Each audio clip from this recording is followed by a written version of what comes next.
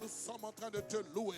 Nous nous prosternons devant le roi puissant. Isaïe a dit, j'ai vu Dieu dans toute sa splendeur. J'ai vu le Seigneur assis sur un trône élevé, le pan de sa robe remplissant le temple. Tu bénis ta parole. Fais-nous du bien. Au nom de Jésus. Amen. Shalom, shalom, bien-aimés. Vous pouvez vous rasseoir. Merci à la chorale. Est-ce qu'on peut les encourager? Merveilleux moment. Merci au diacre Tony.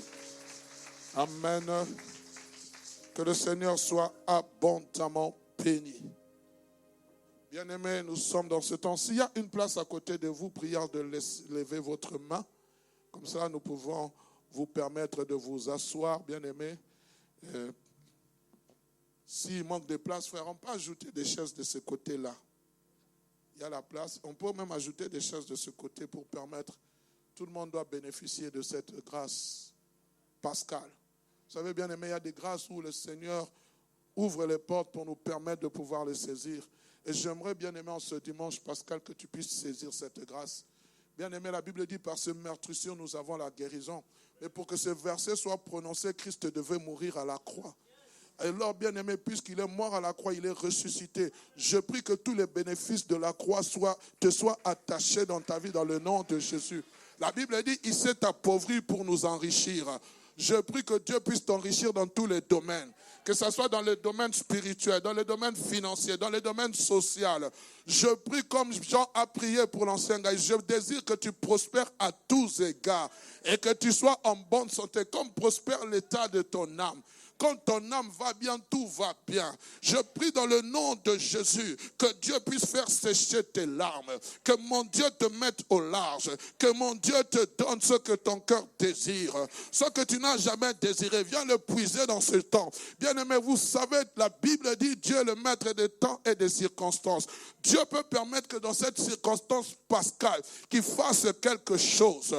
Le jour où il a expiré, la Bible dit il y a des morts qui sont ressuscités, qui sont entrés en ville et qui sont apparus aux proches. Il y a des choses qui se passent, bien aimés, lorsque nous sommes dans cette semaine pascale. Ne passons pas à côté en disant c'est une fête comme toutes les autres fêtes. Non. J'aimerais dire, même la fête pascale est plus grande que la fête de la nativité. Parce que dans la fête pascale, Jésus s'est livré. Il s'est livré volontairement pour que toi et moi nous puissions bénéficier de la grâce. Amen. Est-ce qu'il y a moyen de me faire descendre le panier, s'il vous plaît, mon frère Samuel? Alors ce matin, j'ai comme thème crucifié à cause de sa faiblesse, mais vivant par la puissance de l'Esprit de Dieu. Crucifié à cause de sa faiblesse, mais vivant par la puissance de l'Esprit de Dieu.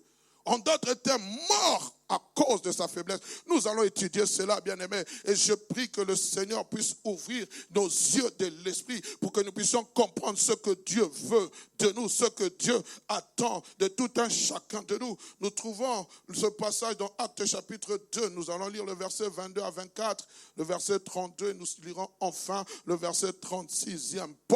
Pierre se retrouve en face des peuples juifs. C'est 50 jours après la Pâque. Nous sommes à l'heure de la Pentecôte. Mais vous allez me dire, mais pasteur, ce n'est pas encore la Pentecôte. Pourquoi tu parles de ces choses? J'ai beaucoup aimé le discours de Pierre. Rempli de l'esprit, il va se tenir devant cette auguste assemblée. Et il va dire, écoutez ce que la Bible dit. Hommes israélites, écoutez ces paroles. Après qu'il y ait eu la manifestation de l'esprit. Actes chapitre 2, versets 22 à 24. Alléluia. Homme israélite, écoutez ces paroles. Jésus de Nazareth, cet homme à qui Dieu a rendu témoignage devant vous par les miracles, les prodiges et les signes qu'il a opérés au milieu de vous, comme vous le savez vous-même, cet homme livré selon les desseins arrêtés de Dieu. Le fait que Christ est mort à la croix, le fait qu'il a été arrêté, ce n'est pas le diable. Le diable n'a été qu'un simple instrument. Il y a des choses qui arrivent dans ta vie, mais j'aimerais te dire, Dieu est au contrôle. La Bible dit, durant le déluge, le Seigneur était au contrôle. Lorsqu'on est venu arrêter Christ, la Bible dit, Christ dit, maintenant c'est l'heure de la puissance des ténèbres. Le diable pensait qu'il était au contrôle, mais il s'était trompé, bien-aimé. Il dit, dessein arrêté, et selon la pression, c'est-à-dire Dieu avait déjà calculé. J'aimerais dire à quelqu'un, la Pâque, c'est échec et mat. Pour ceux qui jouent au jeu des échecs, vous comprenez ce que je vais dire. Selon la préscience de Dieu.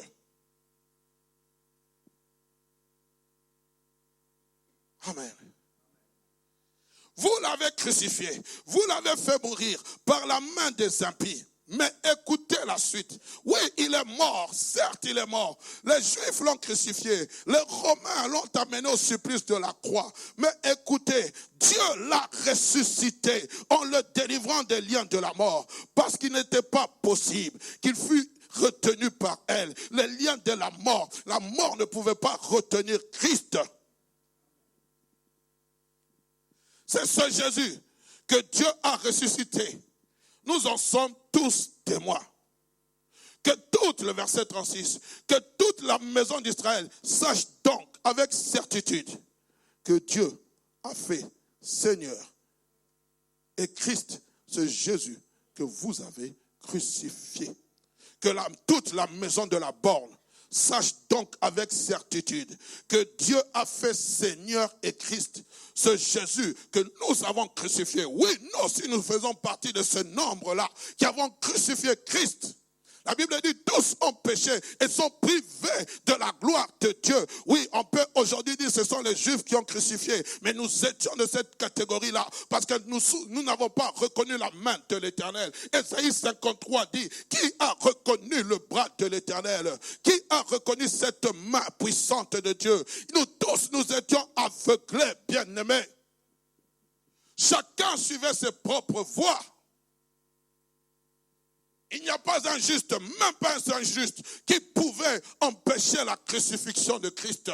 Lorsque Pierre a voulu empêcher, il a dit, Seigneur, ces choses ne t'arriveront pas. Christ l'a dit, arrière de moi, Satan. Tes pensées ne sont pas les pensées de Dieu.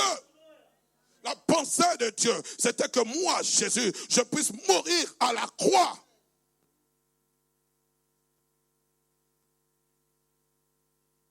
Pierre témoigne que Jésus-Christ est bel et bien vivant. C'est son premier discours, poussé par le Saint-Esprit. Mais ce qui m'a touché dans ce discours, il a dit, Jésus-Christ est vivant, nous en sommes témoins. Mais il dit, Dieu l'a délivré des liens de la mort. Mais il va aussi ajouter une chose. Il dira que toute la maison d'Israël sache que Dieu a fait Seigneur et Jésus-Christ. Seigneur et Christ, c'est Jésus que vous avez crucifié. My God. Comment peut-on faire d'un mort un Seigneur? Comment peut-on faire d'un mort un loin? Christ veut dire loin. Le choisi de Dieu. Comment? En canonisant Christ. On ne peut pas canoniser un Seigneur. Oui, aujourd'hui on a trouvé un moyen, soit en le canonisant, ou soit dans ce que nous appelons, on le fait Seigneur à titre posthume. Il est mort et puis on dit, bon, à cause de ses actes de bravoure, Dieu vient sur la tombe de Christ, il dit, je te fais Seigneur à titre posthume. Nada. Dieu n'est pas le Dieu des morts, il est le Dieu des vivants. Le psalmiste a dit, est-ce que c'est pour les morts que tu fais des miracles? Est-ce que les morts se lèvent-ils pour te louer? Est-ce qu'on parle de tes bontés dans les séjours des morts? Bien-aimés, nous servons un Dieu vivant. Nous servons un Dieu vivant, le Dieu qui est au-dessus de toutes choses, bien-aimés. Dieu a fait de Christ, a fait de Jésus Seigneur et Christ. Seigneur, en grec, veut dire kurios. C'est-à-dire celui à qui une chose, à qui une personne, celui plutôt à qui une personne ou une chose appartient.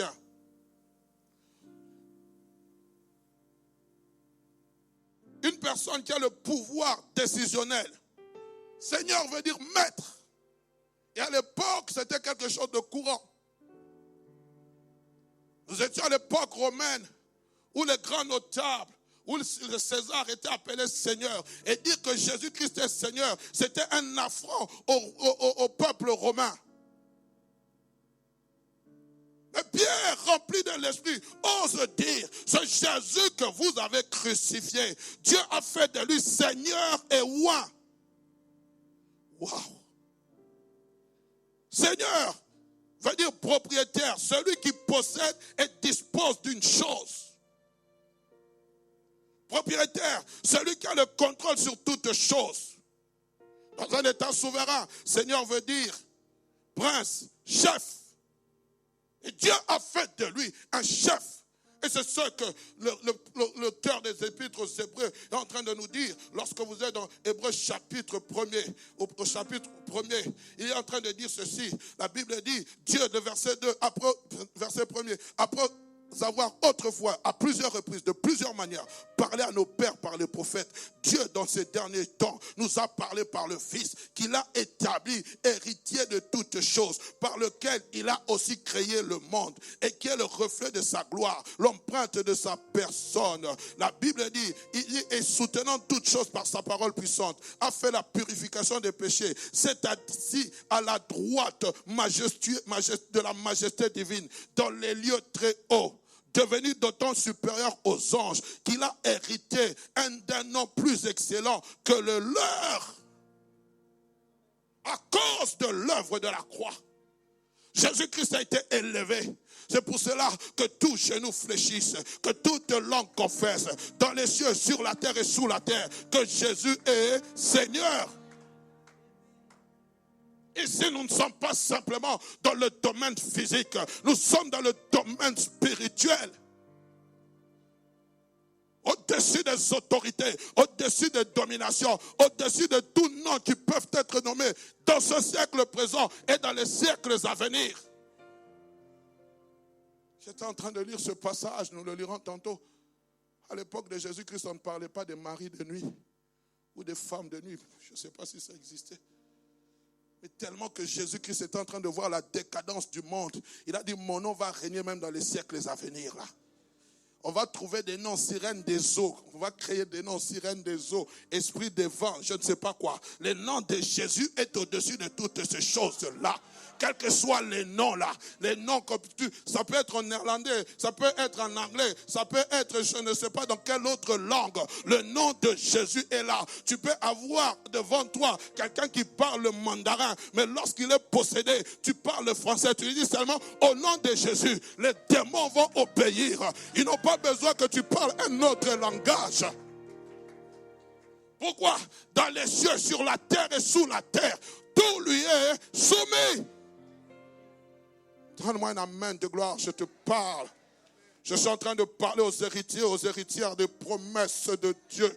À ceux et celles qui savent que Jésus est Seigneur et Sauveur de leur vie, qui n'ont pas peur du diable, qui n'ont pas peur des démons. Oh bien-aimé, je suis fatigué de ces études. Comment vaincre la sorcellerie? Mais Jésus-Christ a vaincu la sorcellerie à la croix. Comment vaincre les esprits de sirènes? Mais Jésus-Christ a vaincu toutes ces choses à la croix. Au poids de la croix, il a dit, tout est accompli. Pourquoi alors je dois passer des études sur ça? Je sais une chose, Jésus-Christ les a vaincus. Les fils de Séva sont venus. Ils ont vu un homme possédé. Ils ont dit au nom de Jésus que Paul prêche. Il dit Jésus, nous le connaissons. Pierre, Paul, nous savons qui il est. Mais vous, qui êtes-vous? J'aimerais te dire, tu possèdes dans ce corps, tu possèdes le nom qui est au-dessus de tout autre nom. Tu n'as pas besoin d'avoir un compte bien gardé pour connaître le nom de Jésus, pour que Jésus te connaisse. Tu n'as pas besoin d'avoir beaucoup d'argent pour que Jésus te connaisse. Il suffit simplement de dire, Jésus entre dans mon cœur et ton nom change, ton identité change. Le fou de Gadara, alors que personne ne pouvait le dompter, ce jour-là, Jésus a décidé, passons de l'autre bord. Ils sont passés. Personne n'avait dit au fou de Gadara que Jésus arrivait. Mais les démons étaient en alerte. Oh, je dis, lorsque tu viendras avec la puissance du nom de Jésus, tous les démons de ta famille seront en alerte. Ils viendront dire, qu'y a-t-il entre toi et nous? Pourquoi viens-tu nous troubler? J'annonce le temps de trouble. Là où ils étaient en train de régner, là où ils étaient en train de dominer, là où ils étaient en train d'assujettir, je dis, tu seras troublé. Non par mon nom, mais par le nom de Jésus. Vous viendrez par un seul chemin, vous vous enfuirez par 7. Celui qui est en moi est plus fort que celui qui est dans ce monde. De quoi tu peur? On a dit non, si tu te maries, tu vas voir, on va te déranger. Je me marie, venez me déranger. Bon, si tu as des enfants, nous allons les déranger. J'ai des enfants, venez les déranger. Non, si tu travailles, tu seras dans la servitude familiale. Je travaille, j'aide ma famille. Pourquoi? Il a brisé tout lien de malédiction. Tout lien.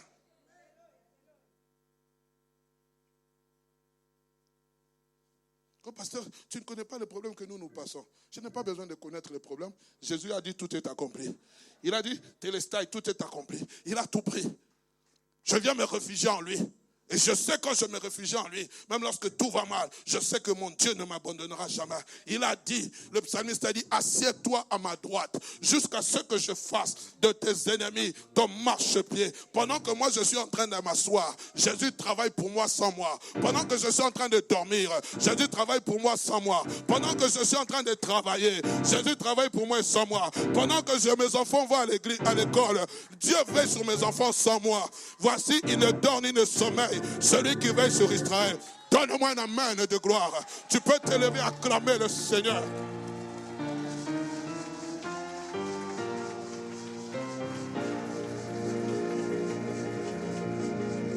Si l'Éternel ne bâtit sa maison, ceux qui la bâtissent travaillent en vain. Si l'Éternel ne veille sur une ville, ceux qui veillent en vain. En vain vous levez-vous tôt et vous couchez-vous tard. Il en donne autant à ses bien-aimés durant leur sommeil.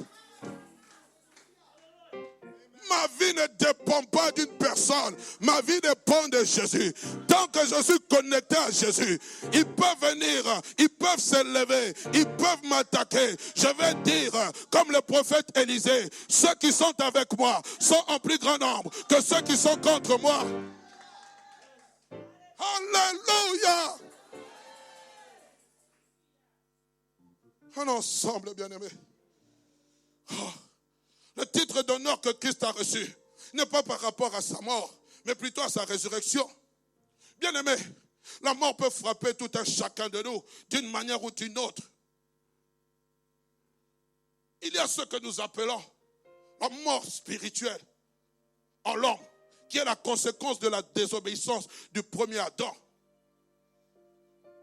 Il a introduit la mort dans ce monde à travers le péché qui a atteint l'humanité entière. Lorsque vous êtes dans Romains chapitre 5, verset 12, la Bible dit ceci. C'est pourquoi, comme par un seul homme, le péché est entré dans le monde. Et par le péché, la mort, la conséquence de l'introduction du péché, c'est la mort. On peut être vivant, mais on est mort. Nous sommes des zombies. Pourquoi? Sans Jésus, tu peux être vivant. Mais si tu n'as pas Jésus, tu es mort. Mort. Tu es un cadavre ambulant. Ah oui, je te dis, la vérité, ça fait mal. Mais c'est la vérité. Parce que le livre de Romains continue dans Romains chapitre 3, verset 23. Tous ont péché. La Bible dit, c'est étendu sur tout l'homme. Parce que tous ont péché et sont privés de la gloire de Dieu. Dieu a dit, créons l'homme à notre image. L'homme n'a pas été créé dans ce corps corporel. Il est plutôt dans ce corps. Il a été créé d'abord esprit. Dieu est esprit, bien-aimé. Il n'a pas un corps. Donc quand il dit, créons l'homme à notre image, c'est-à-dire créons l'homme à notre ressemblance. Créons l'homme esprit. Qu'il ait les qualités divines. Ne savez-vous pas que vous êtes des dieux? Ensuite, il a pris cette masse ou cet esprit abstrait, il a introduit dans l'homme corporel. Il va souffler et l'homme devient une âme vivante. Pour cela, moi, je ne crois pas à la réincarnation. On t'a créé à l'image de Dieu, demain tu vas ressusciter, tu vas devenir un chien. Un chat. Un chien. Milou, Milou, Milou. Milou regarde l'homme, dit, toi tu ne savais pas que moi j'étais comme toi. J'avais aussi l'argent, j'avais beaucoup de femmes, j'avais beaucoup d'argent, j'avais beaucoup d'enfants. Mais là tu es devenu un chien. Quelle bassesse. Seigneur, ne permet pas que ces choses. Tu me prends, tu me prends. D'ailleurs la Bible dit, il est réservé à l'homme de vivre une seule fois. Après quoi? Vient la mort. Donc toi tu es là, tu dis, non je vais me réincarner. Rat. Tu vas recevoir des chiquenaudes là. Un chat va te poursuivre. Les chats là qui te poursuivent, c'est ton ennemi du monde. Tu l'avais tellement maltraité, tu reconnais. Ah, ce type-là m'avait fait rater un bon boulot.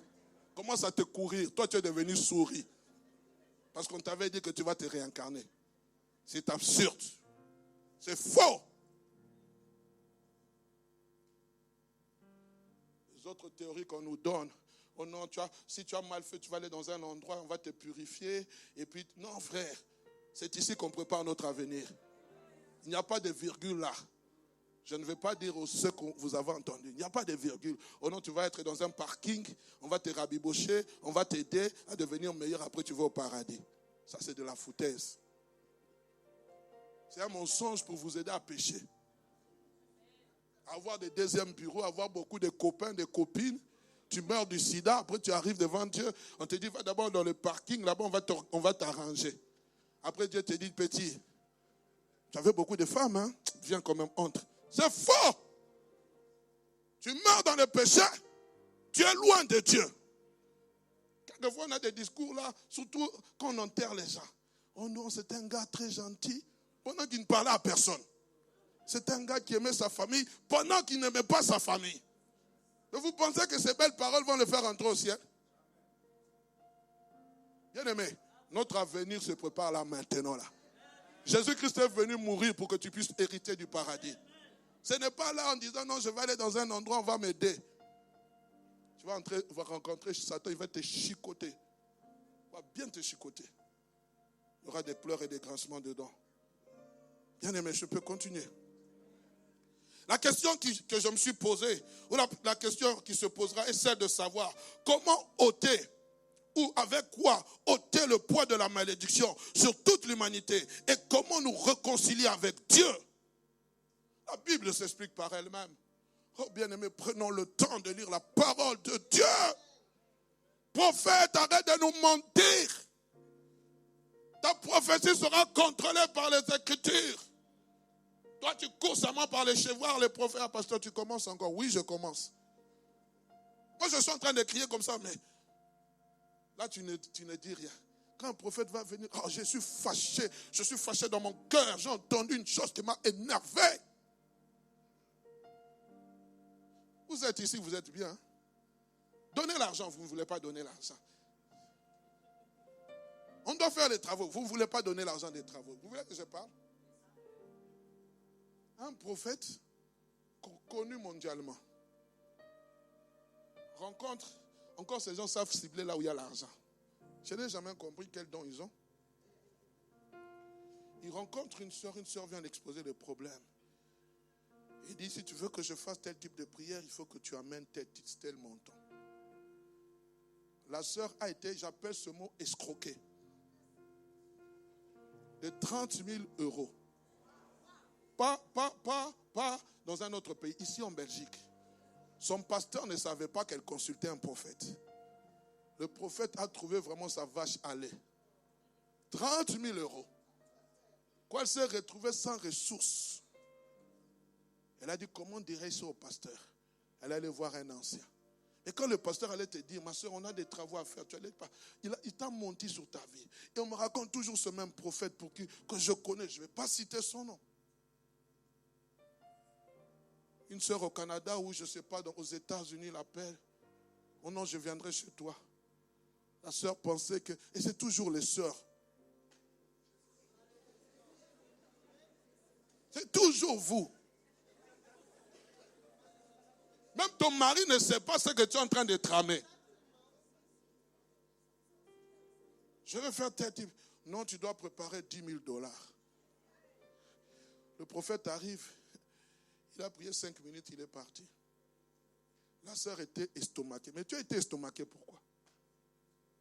Les amis, j'ai aimé ce qu'un serviteur de Dieu a dit. Si dans l'Ancien Testament, on courait tous consulter les prophètes, c'est parce qu'on n'avait pas l'Esprit de Dieu. Dans le Nouveau Testament, dans la Nouvelle Alliance, l'Esprit de Dieu a été répandu sur toutes les chairs. Quand un prophète vient te prophétiser, regarde, dis-toi même d'abord, l'Esprit doit rendre témoignage à ton esprit. Toi, tu es seulement là, par les prophètes, entre dans mon couloir. Ton couloir, là, quoi? Tu ne sais même pas vérifier les Écritures. Je parle à quelqu'un. Dans cette église, je prie pour les gens, je ne demande pas l'argent. Si quelqu'un vous demande l'argent, je répète, dites mon pasteur ne me demande jamais l'argent. Même lorsqu'il se déplace.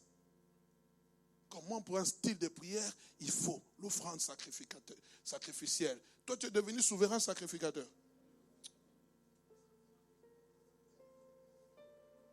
Non, tu dois préparer. Bon, ce n'est pas mon problème, mais je vous ai mis en garde.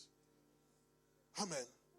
Alors la question, bien-aimés, que nous sommes posés, comment ôter le poids de cette malédiction? La réponse, nous la trouvons, bien-aimés, dans Romains chapitre 5, verset 6. Vous ne me permettrez pas de lever les yeux vers l'écran parce que nous sommes en train de filer vers le temps. Car, lorsque nous étions encore sans force, Christ, au temps marqué, est mort pour des impies. Verset 8 à 10. Mais Dieu prouve son amour envers nous, en ce que lorsque nous étions encore des pécheurs, Christ est mort pour nous. À plus forte raison. Donc, maintenant que nous sommes justifiés par quoi? Par son sang. Serons-nous sauvés par lui de la colère? Car si lorsque nous étions ennemis, nous avons été réconciliés avec Dieu par la mort de son Fils, à plus forte raison, étant réconciliés, nous serons-nous sauvés par sa vie?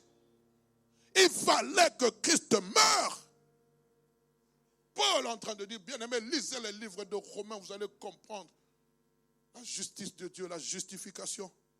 Paul est en train de parler de l'amour de Dieu envers nous, qui a été prouvé par le Fils, que par le fait que Dieu a donné son Fils unique. Jean chapitre 3, verset 16. Car Dieu a tant aimé le monde qu'il a donné son Fils unique, afin que quiconque croit en lui ne périsse point, mais qu'il ait la vie éternelle. Mais ce qui a de merveilleux, bien-aimé, Dieu a donné le Fils, mais le Fils s'est offert volontairement. C'est ça l'obéissance. Il a été obéissant jusqu'à la mort, même jusqu'à la mort de la croix. Lui-même, on ne lui a pas mis un couteau sous la gorge. De lui-même, il s'est offert. Dieu a dit, pour me réconcilier avec l'humanité, qui enverrai-je? Qui marchera pour nous? Jésus-Christ va se présenter. Il s'est offert. Jean-Baptiste a dit, voici l'agneau de Dieu qui enlève, qui ôte le péché du monde. Si dans l'ancienne alliance, cela couvrait le péché, mais lui, il est venu ôter le péché dans sa racine. Oh Jésus, merci. Là où le sang des boucs, le sang des taureaux, le sang des béliers ne pouvait pas satisfaire Dieu. Le sang de Christ a satisfait plutôt le cœur de Dieu. Seul son sang pouvait nous laver. Seul le sang de Christ pouvait nous purifier. Bien-aimés, faisons attention. Dans le sang, il y a la vie. C'est pour cela même vous allez voir ceux qui sont dans le monde occulte. Pour grandir, on demande des sacrifices. Pourquoi? Parce qu'on sait qu'il y a de la vie. Vous allez voir des gens qui ont l'argent, sont dans l'occultisme. La femme attend famille. Pouf, la grossesse disparaît. Mais la femme a tout. Hein? Tout. Tout ce qu'on dit, tout. Des sacs. Des chaussures. Voiture, des gardes du corps. des colliers Chopard. Elle dort dans des beaux hôtels. Quand elle se déplace, elle vous met sur Facebook, Twitter, Instagram, les hôtels qu'elle est en train de côtoyer. Mais elle est malheureuse. Pourquoi? Parce qu'elle sait que toutes ces choses sont au prix du sang de ses enfants. Toi, tu n'as rien, mais tu l'envies. Tu dors sur tes deux oreillers. Tu les regardes en train de chanter. Oh, la reine du R&B. J'aimerais être comme elle. Le soir, on lui demande de manger des excréments. On lui demande de coucher avec des animaux, avec des morts. Toi, tu ne sais pas toutes ces choses. Tu les vois simplement. Tu es en train de suivre leur story. Il a changé de femme. Il a pris la musicienne. Toi, tu es là en train de liker.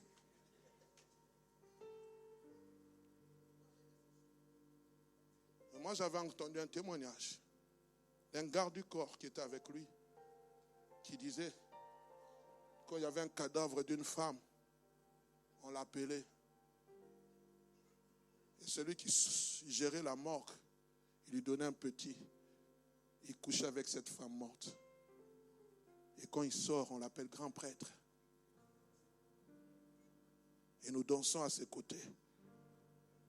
Nos noms sont figures parmi les titres des albums. On est content. Ça, c'est la gloire éphémère. J'ai suivi un clip, je suis tombé sur ça comme par hasard. Permettez-moi d'en parler.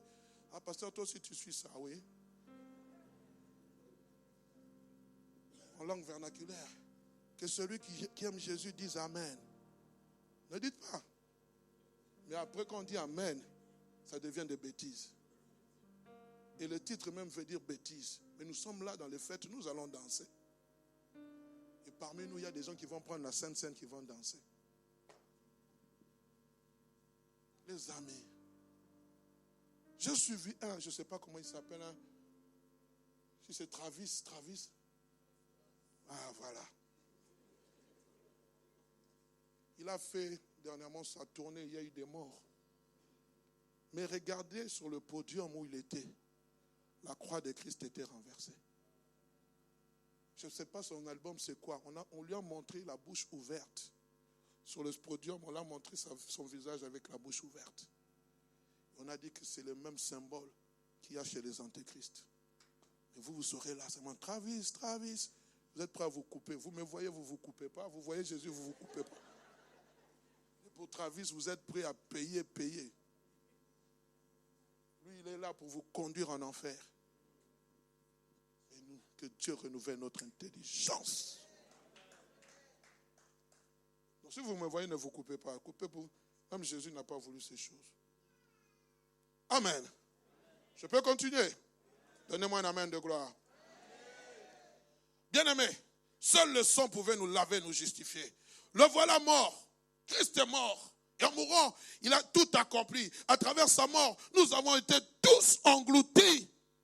Quand Christ mourait, nous tous nous sommes morts avec lui. D'où la signification, le symbole du baptême d'eau. Lorsqu'on plonge une personne dans l'eau, c'est-à-dire je meurs en Jésus. Nous sommes tous morts avec Jésus. Toute l'humanité entière est morte avec Jésus. Celui qui est mort n'est pas fort. Celui qui est mort, il est faible. Pourquoi? Puisqu'il compatit, il s'identifie aux faiblesses de toute l'humanité. Il n'est pas fort, celui qui est à la croix. Il y a ce que pense Pilate, il vient le voir. Il dit, ne sais-tu pas que j'ai le pouvoir sur toi de vie et de mort? Il a dit, il n'y a aucun pouvoir qui t'a été donné si c'est mon Père. Et si j'avais besoin, je pouvais demander à l'armée des cieux de venir me secourir. Parce que mon royaume n'est pas de ce monde. Il s'est affaibli volontairement. Il s'est dépouillé de son autorité. Il a dit, celui qui me livre arrive. Il s'est laissé faire. Il a prié à Gethsemane. Seigneur, si c'est possible, éloigne de moi cette coupe. Non, toutefois que ma volonté se fasse, mais que la tienne. Et à la croix, il s'est écrié, Père, Père, pourquoi m'abandonnes-tu? Ce cri n'est pas le cri d'une personne forte. C'est un cri de désespoir d'une personne faible. Il s'est affaibli pour toi et moi, bien-aimé. Volontairement. Cette fois-ci, aucun ange ne pouvait le secourir. Pourquoi? Il a porté le poids du péché. Dieu est saint. Et la Bible dit que les ténèbres, il y a eu les ténèbres de la 6e heure jusqu'à la 9e heure sur toute la surface de la terre. La Bible dit, bien-aimé, le temple du voile s'est déchiré de haut en bas. Il s'est passé des choses. Il y a eu des tremblements de terre à tel point que lorsqu'il a expiré, le sautonnier a dit, assurément, assurément, ce monsieur est le Fils de Dieu.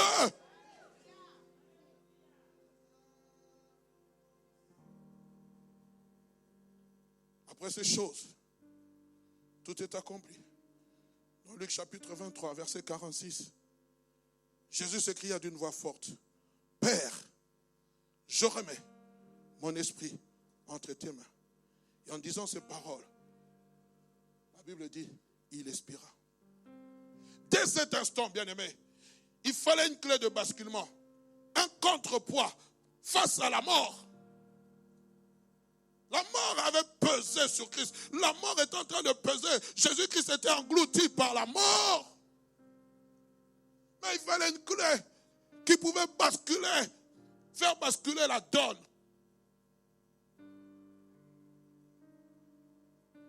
Il fallait une force plus attractive que la mort. Car bien aimé, la mort en elle-même est une force. La mort en elle-même a une force pour vaincre. Il a fallu un contrepoids. Christ est mort, bien-aimé. Permettez-moi de prendre ce panier. Il est mort, il est mort, il est mort. Il est dans la tombe. Prendre ça. Il est dans la tombe. Christ est dans la tombe. Il est mort, il est mort. Il n'y a plus de vie. Seul son esprit est entre les mains de Dieu. C'est pour cela que je comprends quand Christ est en train de dire, ne craignez pas celui qui a le pouvoir de tuer le corps, mais craignez plutôt celui qui a le pouvoir de tuer le corps et de le jeter dans la Guéhenne. Il est mort. Et ce que j'aime, lorsque la mort a englouti, elle a englouti le corps de Christ, mais l'esprit était auprès du Père. L'esprit était auprès du Père. C'est le Père qui détenait l'esprit de Christ. Et pour faire face à la mort, il fallait une force plus forte que la mort, qui s'appelle la puissance de la résurrection. Christ ne pouvait pas vaincre la mort sans la puissance de la résurrection. Celui qui est mort, je ne parle de Christ, non. Celui qui est mort, c'est Jésus. Christ veut dire roi. Celui qui est mort, c'est Jésus. Il est mort, mais son esprit est auprès du Père. Et c'est de là que je tire mon passage, le thème. Dans 2 Corinthiens chapitre 13, verset 4. La Bible dit, car il a été crucifié à cause de sa faiblesse. Quand on parle de crucifié, il est mort à cause de sa faiblesse. Mais ce que j'aime, virgule. S'il a été crucifié à cause de sa faiblesse, Paul nous dit, mais il vit par la puissance de Dieu.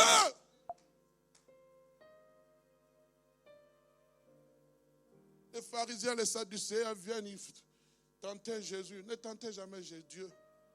Il dit, voici, un homme était marié. Il va mourir. Il va laisser une veuve. Et puis son frère va le prendre. Il va mourir. Il va laisser quelques enfants. Et puis ensuite, il dit, mais de qui ces enfants seront-ils lorsque tous vont mourir au paradis? Christ dit, vous ne comprenez ni les Écritures, ni la puissance de Dieu. La résurrection est une puissance. Si la mort peut être quelque chose de naturel, mais ressusciter, c'est quelque chose de miraculeux. Mourir, c'est normal. Je vous pose la question. On va vous enterrer. Et puis vous ressuscitez. Est-ce que c'est normal ou pas normal? Dans d'autres sphères, on va dire un phénomène paranormal. Je ne sais pas comment on explique. Jésus, mort, ressuscité. Il est mort, bien-aimé. Mais il y a eu la puissance de la résurrection.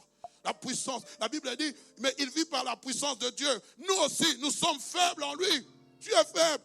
Mais Nous vivons avec lui par la puissance de Dieu pour agir envers nous. Si tu vis, frères et sœurs, ce n'est pas par ta propre force, c'est par la puissance de Dieu que tu es en train de vivre cette vie. Parce que la vie que tu es en train de mener sur cette terre n'est possible que par la puissance de la résurrection. Nicodème n'a pas compris la nouvelle naissance, bien-aimé. Il dit, il faut que je naisse, j'entre encore dans le ventre de ma mère, mais je suis vieux. Il dit, non, ainsi en est-il de l'homme qui est né d'esprit. C'est un problème spirituel. Oh, mais pasteur, tu es élevé. Je ne suis pas élevé dans ce que je dis. C'est toi. Tu es encore homme et femme charnel. Quand tu as l'Esprit de Dieu, tu comprends ce que je suis en train de te dire. Prenons ensemble. Cette puissance, bien-aimé, c'est la puissance de Dieu qui a ressuscité Jésus d'entre les morts. C'est cette même puissance qui a fait de lui le Seigneur et le roi de Dieu. Loin de Dieu. C'est cette même puissance, bien-aimé, qui par ricochet fait que toi et moi soyons appelés enfants de Dieu. Je ne suis plus esclave de ce monde. Je ne suis plus esclave du péché. Je suis enfant de Dieu. Comment je suis devenu enfant de Dieu? Par la mort et par la vie de Christ. La puissance de Dieu agit en moi. C'est pour cela, lorsque je fonctionne, je ne fonctionne pas comme dans ce monde. Lorsque je parle, je ne parle pas comme dans ce monde. Mon royaume n'est pas de ce monde. Je suis quelquefois étonné des chrétiens qui s'attachent aux choses de ce monde. C'est passager, bien-aimé. Oh, je ne suis pas contre que tu achètes une maison. Je ne suis pas contre que tu roules dans de belles voitures. Il ne faut pas s'attacher à ces choses. C'est éphémère. On a connu ceux qui en avaient. Oh, à l'époque de, je ne sais pas, la Deuxième République, du pays d'où je viens, du feu, le président maréchal Mobutu Sese Seko Kuku Wendu Wazabanga, maréchal du Zaïre. Nos parents faisaient partie de cette élite. J'ai côtoyé des fils et des filles de cette élite. Venant alors de Belgique, Bruxelles, États-Unis, Tchik et Tchak. Faisant des fêtes faramineuses. Aujourd'hui, quand j'en vois quelques-uns, il y en a un qui dernièrement qui m'a appelé, je ne le minimise pas. Est-ce que tu peux me donner $100? Et je me souviens, mais moi je venais de me tenir à la porte de votre maison pour rentrer. Il fallait que les gardes du corps puissent vous annoncer. Quelquefois, je faisais 2 heures, 3 heures. À l'époque, c'était les télécels. Pour avoir, c'était 1 minute, 1 euro l'unité, la minute. Il fallait appeler. Tu te tiens devant la porte. Aujourd'hui, tu me demandes $100. Vanité de vanité. Tout est. Celui qui côtoie ces gens actuellement, soyez sage. Tu en as, épargne. Si tu ne comprends pas, va suivre la cigale et la fourmi. Ou va dans les livres de Proverbes. La fourmi épargne pendant tout l'été pour mettre des provisions de côté. Parce que le temps de maigre arrive aussi. Quelquefois, les robinets s'arrêtent. C'est pour ça même l'église de la borne, quand Dieu nous bénit financièrement, sachons épargner. Je peux continuer. Écoutez ce que dit la parole de Dieu. Nous sommes dans Éphésiens, bien-aimés. Romains plutôt chapitre 8, verset 11. Et si l'esprit de celui qui a ressuscité Jésus d'entre les morts habite en vous, celui qui a ressuscité Christ d'entre les morts rendra aussi la vie à vos corps mortels par son esprit qui habite en vous. Rendra la vie à vos corps mortels. J'étais un zombie, mais l'Esprit de Dieu est venu m'a touché. Impacté par l'Esprit. Je ne vous parle pas de l'Esprit de parler en langue. Je vous parle de l'Esprit qui ressuscita Christ. Il te touche. Tu deviens une âme vivante. Tu entres en connexion avec l'Esprit de Dieu. Tu loues Dieu. Ne vous étonnez pas. J'ai dansé vendredi et le pasteur a dansé comme un fou. Non, j'ai dansé parce que l'Esprit de Dieu m'a saisi. J'ai compris comment David avait dansé devant l'arche. Bien aimé, il n'y a pas plus grand. Il n'y a pas plus grand. Il y a tout. Bien aimé, hier mon épouse et moi, nous sommes partis visiter un couple. Ce garçon, j'ai étudié avec lui. Il aimait s'habiller. Il aimait s'habiller. Il était toujours bien habillé.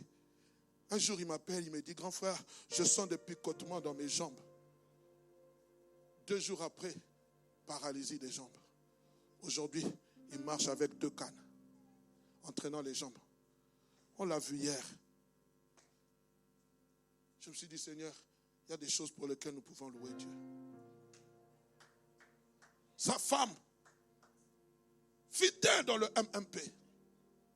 Chaque fois que je donnais un passage, elle écrivait. Pendant que nous étions en retraite, c'est quoi? En Corée. Elle a vu des taches sortir sur ses jambes. Elle a dit, je finis ma retraite. Il suivait en ligne parce que son mari, je vais vous passer les détails, son mari est allé dans le coma, atteint de Covid. Il est resté 3 mois dans le coma à Gand. Elle quittait la commune de Bruxelles pour aller le voir. Et je parlais avec elle. Le jour où elle m'a montré son mari comme ça, il avait gonflé, entubé. Elle voit des taches qui apparaissent sur ses jambes.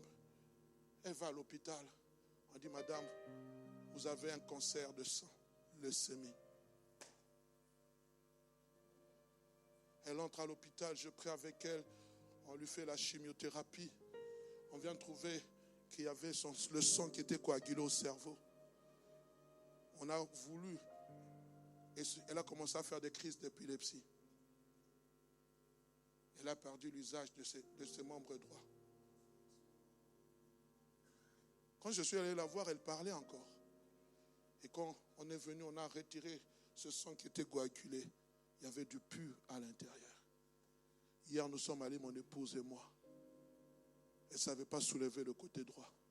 Elle ne savait pas parler. Et cette femme, quand elle vous parlait, quelquefois j'étais obligé, elle va m'appeler, elle va beaucoup parler. Elle ne savait pas, elle était en train de balbutier. Elle n'avait plus la parole. Quand tu te lèves le matin, tu poses un pied. Apprends à dire à Jésus merci. Est-ce que ce couple mérite ce qui se passe dans leur famille? Ils ont un petit garçon de 9 ans qui est en train de voir papa et maman. Les amis, s'il vous plaît, arrêtons de penser qu'on est meilleur. Arrête, s'il te plaît, de t'enorgueillir de la vie que tu as. Tu es un vermisseau. Je dis à quelqu'un, tu es un vermisseau. Celui qui ne connaît pas l'expression, qu'il aille voir au dictionnaire.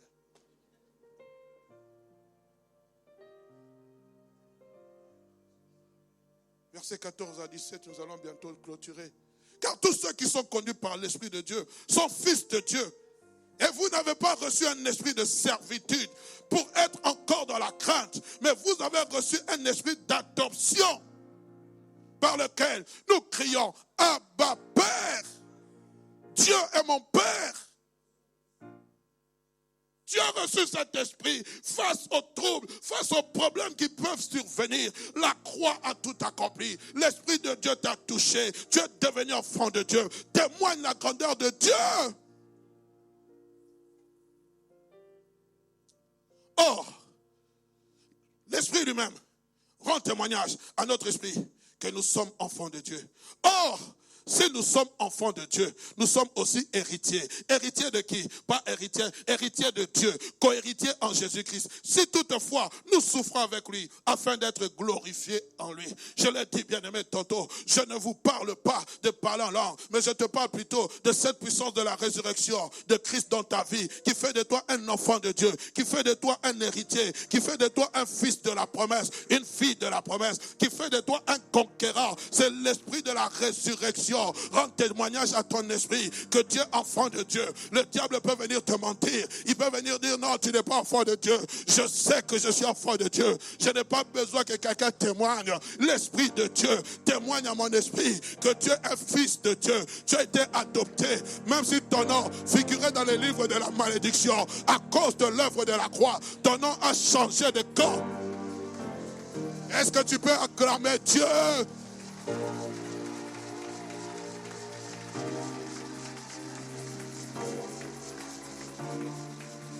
Je suis enfant de Dieu à cause de la croix. On va terminer, bien-aimé. Écoutez ce que Paul soit béni. Paul soit béni. Bien-aimé, je prie que quelqu'un qui a une intelligence, que cette intelligence puisse servir, bien-aimé, au service de Dieu. Parce que ce que Paul écrit, ce n'est pas simplement l'Esprit de Dieu qui l'a révélé. C'était un érudit de la parole de Dieu. Écoutez ce que Paul va dire. Nous allons terminer par là. Éphésiens chapitre 1er. Nous commençons au verset 1er. Puis nous allons sauter. Béni soit Dieu. Je pense que c'est le verset 3, je ne sais plus. Béni soit Dieu, le Père de notre Seigneur Jésus-Christ, qui nous a bénis de toutes sortes de bénédictions spirituelles dans les lieux célestes en Christ. Oh, my God. Ma soeur, tu es bénie. Je dis, tu es bénie. Ce n'est pas parce que je déclare que tu es béni que la bénédiction t'atteint. Tu es béni parce que la Bible dit, béni soit Dieu, le Père de notre Seigneur Jésus-Christ, qui nous a bénis de toutes sortes de bénédictions spirituelles dans les lieux célestes en Christ. Tu es béni. Je pensais que tu allais dire Amen. De toutes sortes. Dans toutes, il y a tout. Tout spirituel. L'homme est esprit. Avant que ton mariage soit, c'est d'abord quelque chose d'abstrait. Oh non, nous n'allons pas nous marier, nous allons accompagner les gens. Moi, je ne suis pas un accompagnateur. Moi, je suis venu jouer le rôle que Dieu m'a assigné ici-bas sur terre. Si tu es un accompagnateur, je prie que Dieu puisse changer ton film. Il n'y a pas de Dieu les taxis ici. Tu n'accompagnes personne. Tu es venu jouer ton rôle. Ce n'est pas une question de français. Ce n'est pas une question de position dans ce monde. Ce n'est pas une question d'avoir des contacts. Ce n'est pas ça. C'est une chose de savoir que la bénédiction découle sur toi parce que tu es enfant de Dieu. Écoutez, nous sautons. Nous allons au verset 15 jusqu'au verset 23. C'est pourquoi moi aussi, ayant entendu parler de votre foi au Seigneur Jésus-Christ et de votre charité pour tous les saints, je ne cesse de rendre grâce pour vous, faisant mention de vous dans mes prières, afin que le Dieu de notre Seigneur Jésus-Christ, le Père de gloire, vous donne un esprit de sagesse et de révélation dans sa connaissance, qu'il illumine les yeux de votre cœur pour que vous sachiez quelle est l'espérance qui s'attache à son appel, quelle est la richesse de gloire de son héritage qu'il réserve aux saints et quelle est envers nous qui croyons l'infinie grandeur de sa puissance qui se manifeste, écoutez, avec efficacité par la vertu de sa force. Mais ce n'est pas tout. Écoutez ce qui a fait la résurrection de Christ.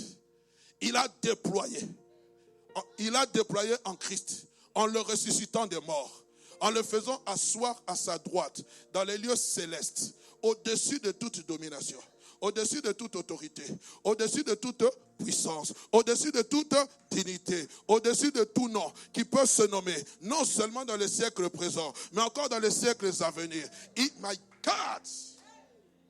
La Bible dit, il nous a ressuscités ensemble avec Christ et nous a fait asseoir dans les lieux célestes en Jésus-Christ. Donc quand tu es assis avec Jésus, la puissance de la résurrection t'a fait quitter le trône de la mort. Dieu a déployé sa puissance au-dessus des autorités.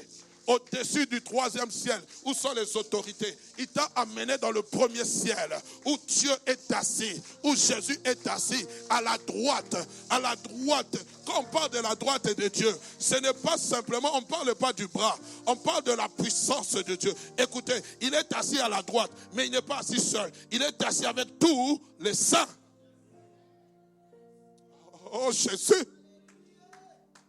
Écoutez, la Bible dit, il a tout mis sous ses pieds. Donc tout ce que Christ a mis sous ses pieds, puisque je suis assis avec lui, tout aussi est sous mes pieds. Écoutez, non seulement il a tout mis sous ses pieds, donc Dieu l'a fait sortir de la tombe. Il a tout mis sous ses pieds. Et la Bible dit, il a donné pour chef suprême à l'Église. Jésus-Christ est la tête du corps de l'Église. Vous et moi, nous sommes le corps de l'Église. Donc c'est-à-dire, il a donné. Vous savez, frères et sœurs, quand il y a un chef, il est Seigneur. Nous tous, nous lui obéissons. C'est-à-dire, nous sommes sous ses ordres. Quand vous avez un chef d'orchestre, il fait signe comme ça. Nous suivons, n'est-ce pas? Nous qui chantons. Si vous avez un maestro, il fait ça. Vous suivez. Jésus-Christ est le chef suprême de l'Église. Et la Bible dit, il a donné comme chef. Il a dit, je te donne maintenant, tu deviens chef suprême de l'Église. Et sur cette pierre, je bâtirai mon Église. Et les portes de ce jour de mort ne prévaudront point contre elle. La Bible dit, qui est son corps? La plénitude de celui qui remplit tout en tous. Mes amis, nous servons un Dieu puissant. Nous servons un Dieu vivant. Nous servons un Dieu qui s'est sacrifié pour nous, afin que toi et moi nous puissions avoir une place de choix. Fini la malédiction. Je ne suis plus esclave. Frère, tu peux chanter ces cantiques. Tu m'as ébloui. Je ne suis plus esclave. Oh pasteur, je souffre, je suis malade. Je passe par des moments difficiles. J'aimerais que tu témoignes simplement. Je ne suis plus esclave de la maladie. Mets-toi debout.